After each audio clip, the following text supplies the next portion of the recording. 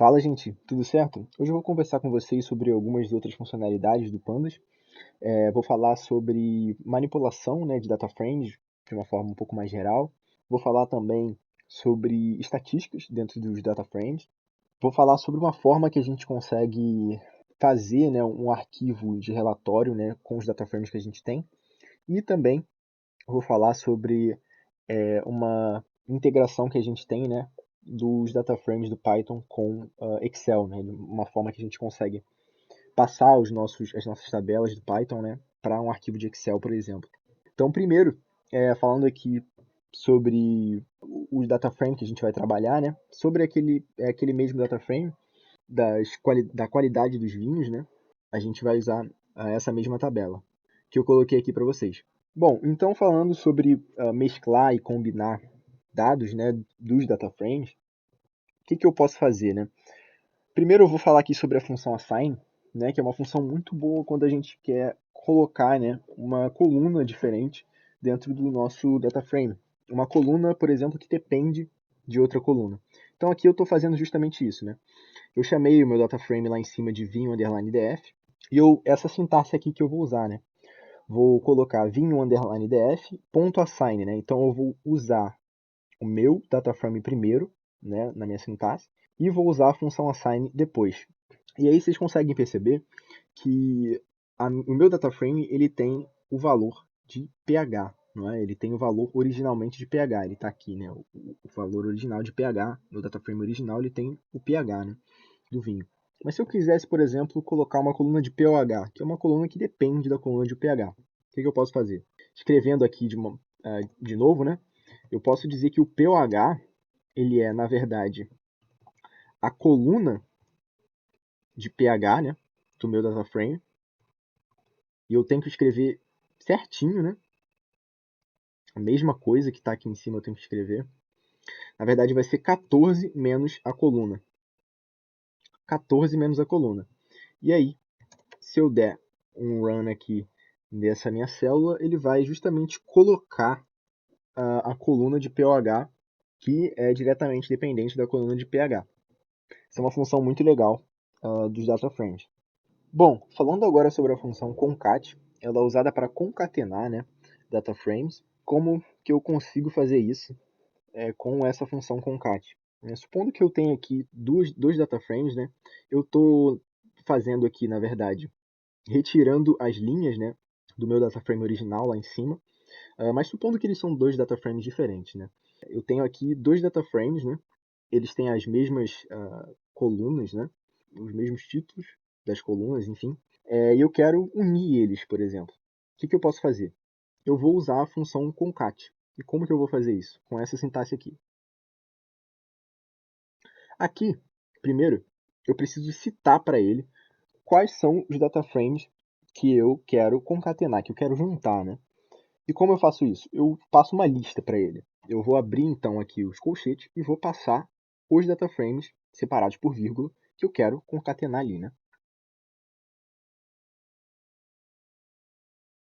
Então, se eu fizer isso, você repara que ele fez de fato, né? Ele concatenou, ele juntou as linhas, né, dos meus dois data frames que eu estou ali em cima. Mas, se vocês repararem aqui, os índices, eles estão meio inconsistentes, né? Eles não fazem muito sentido. Do 6 eu já pulo para o 1591. Isso não faz muito sentido. Para isso, a função concat ela tem uma função, né, um argumento muito legal, que é justamente essa função aqui. Quando eu passo esse ignore index aqui, passo ele como true, o que ele vai fazer é corrigir os meus índices. Então, os índices ficam de uma forma mais concisa, fazem mais sentido, né? Além disso, eu também posso usar o concat para combinar colunas, né? Então, supondo que esses data frames aqui fossem colunas, né? Tivessem colunas diferentes, né? E eu quisesse juntar as colunas, eu poderia fazer assim, né? Eu colocaria aqui outro argumento, né?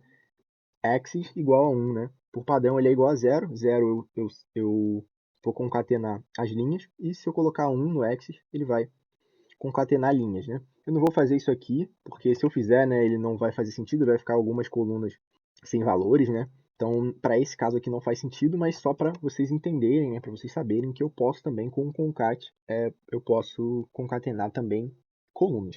Bom, uma função muito importante também de manipulação de data frames, enfim, é a função merge. Como eu vou usar ela e quando eu vou usar ela? A função merge ela vai ser utilizada, né, quando você tem, por exemplo, dois data frames diferentes, né, mas com a mesma coluna. Você tem a coluna, uma coluna em comum que aparece nos dois, né? E elas precisam ter o mesmo nome. Quero juntar aqueles data frames, mas eu quero que aquelas colunas, aquela coluna ali que está em comum, ela se mescle, né?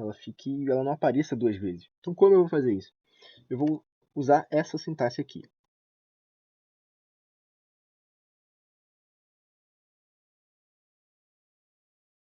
Então, o que que eu estou fazendo aqui, né?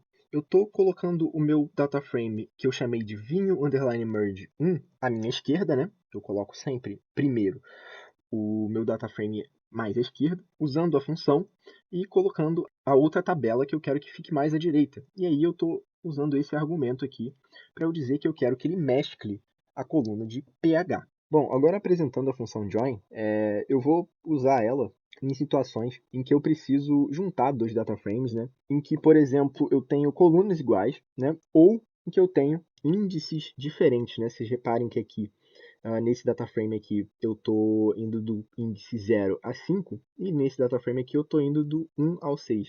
Isso faz toda a diferença, né? Se você usar o concat aqui, por exemplo, ele vai dar um erro, né? Então, como que eu faço para eu concatenar esses dados aqui? Como que eu vou fazer isso? Eu vou usar a função join, né? E como que eu vou fazer isso? Usando essa sintaxe aqui. Bom, se eu der um run aqui nessa célula, vocês vão ver que ele vai concatenar, mas ele não apareceu aqui o índice 6, né? Além disso, o índice da minha coluna, né, das minhas colunas à direita, né, que era o meu data frame mais à direita, que eu defini como ele sendo mais à direita, que seria esse aqui, né? Ele não tem valores no índice 0. Então aqui não aparece nada no índice 0 e também não aparece nada no índice 6, né? O índice 6, na verdade, ele foi excluído aqui pela função join, né? E por que isso aconteceu? Porque, por padrão, a função join vai considerar, né, os índices da função do data frame, perdão, mais à esquerda. Então, como que eu posso fazer para alterar isso? Eu vou usar a função how. Se eu, por exemplo, colocar a função how right, ele vai considerar os índices do meu data frame mais à direita. Se eu colocar left, ele vai ficar da mesma forma que eu tinha apresentado antes, porque é o valor padrão dele. Mas se eu colocar, por exemplo, outer, ele vai colocar todos os índices, né, que estão presentes naqueles data frames. Além disso, você tem a função truncate, né? A função truncate ela é usada para você cortar o seu data frame, né? É bastante direto ao ponto, assim, então você vai usar essa sintaxe aqui, né? Você vai dizer qual data frame você quer cortar, né? Vai usar o truncate. E aqui você vai colocar a linha que você quer partir, né? A linha que você está partindo. E ali até qual linha você quer cortar, né? Então aqui ele vai dar o índice aqui do índice 7 ao índice 15, lembrando que começa do índice 0, né? Normalmente. Ele vai fazer justamente isso daqui, ele vai apresentar apenas os valores do índice 7 ao índice 0, ao índice 15, perdão. Além disso, uma coisa muito interessante dentro dos data frames, dentro do Pandas, né, é a forma de você tratar estatisticamente o seu data frame. Né? Como eu vou fazer isso? Tem várias funções que você pode fazer, né? Várias funções que você pode utilizar. Né? Isso vai depender de caso a caso. Mas, por exemplo, se eu quero saber a soma das minhas colunas numéricas do data frame, de um data frame específico, né? Eu vou usar aqui o data frame original, né? Vou abrir e fechar parênteses, precisa ter isso daqui, e ele vai me retornar a soma, o valor da soma, né, de cada uma das colunas numéricas. Se eu colocar aqui, por exemplo, produto, ele vai me retornar o produtório, né, ali daquelas colunas. Se eu retornar média, né, mean, ele vai retornar a média. Se eu colocar median, ele vai me retornar a mediana. Enfim, tem várias outras formas, né? Por exemplo, var, ele vai me retornar a variância. Se eu colocar std, ele vai me retornar o desvio padrão, vai me retornar o valor máximo para esse caso aqui, o valor mínimo. Aqui ele vai me retornar a correlação, né? A correlação que cada uma das colunas tem com a outra, né? As colunas numéricas, né? Qual a relação que cada uma tem com a outra? Então você pode perceber aqui que nas colunas, né? Nas colunas iguais, a correlação é 1, obviamente, né? E aqui, por exemplo, eu posso avaliar a covariância, né? De fato, daquela dupla ali de valores. Isso é bem interessante para você tratar estatisticamente ali os seus dados, né? E isso é feito de uma forma bem precisa, de uma forma bastante rápida no Python. Além disso, o Pandas Underline Profiling ele te permite fazer um relatório, né? Imprimir um relatório em HTML, por exemplo, do seu data frame. Então, por exemplo, se eu quiser imprimir um relatório daquele data frame que estava lá em cima, né? O que eu vou fazer, né? Eu vou usar essa sintaxe aqui, né? Primeiro eu vou definir qual data frame que eu quero, vou armazenar ele na variável df e vou usar essa sintaxe aqui. Vou dizer que o meu profile, né? Vou armazenar nessa variável profile. Vou usar essa função aqui, profile report, e vou dar o título para esse profile report. Antes disso, né, perdão, eu tive que importar aqui, né, do módulo pandas underline profile, que não vem com pandas, né? É importante antes de instalar esse módulo com pip, com conda, enfim, da forma que vocês quiserem. E aqui eu vou usar a função toFile, to_file, né? E vou dar o nome do meu arquivo, do meu relatório, né? E também a extensão dele, que é muito importante aqui. Por exemplo, se eu quisesse fazer um relatório em HTML, eu usaria isso. Vou dar um run aqui, isso demora um pouco, né? E aí a gente vê como que ficou, se foi gerado um relatório, a gente vai ver. Bom, então ele gerou aqui para mim um relatório, né? Vocês podem ver que demorou 1 minuto e meio aqui, né? Demorou assim bastante comparado assim com outras células, né? Então vamos ver se de fato foi gerado um arquivo, né? Ele vai ser gerado no mesmo lugar em que você está trabalhando com o notebook, né? Então eu estou no mesmo local do computador, né? Eu digo. Então aqui eu estou trabalhando com esse notebook. Se eu abrir aqui o local dele, eu vou ver que de fato foi gerado um relatório.html. Eu posso abrir ele e interpretar ele, enfim. Além disso, também existe a possibilidade de abrir esse relatório usando o VS Code ou, enfim, o interpretador de Python usando a função display do Python. E a gente faz dessa maneira aqui. Dessa forma, o relatório aparece aqui, né, no VS Code, no seu interpretador de Python, enfim, e aí você consegue interpretar esses dados de uma maneira mais eficiente e mais rápida também. E isso é bem interessante quando você trabalha com esse tipo de geração de relatório. Falando agora sobre como que a gente pode integrar, né, os data frames do Pandas com o Excel, eu vou fazer aqui um exemplo, né, de como que a gente pode transportar um data frame para um arquivo de Excel, né, no caso. Então, o que eu vou fazer para isso? Né? Eu vou usar essa função aqui, pd.excelWriter. E eu vou chamar essa função de writer. E o que eu vou fazer? Eu vou pegar o data frame que eu quero, né? Que no caso vai ser esse data frame mesmo aqui que eu coloquei, que eu chamei de df ali em cima. Eu vou colocar esse data frame aqui e vou usar a função toExcel.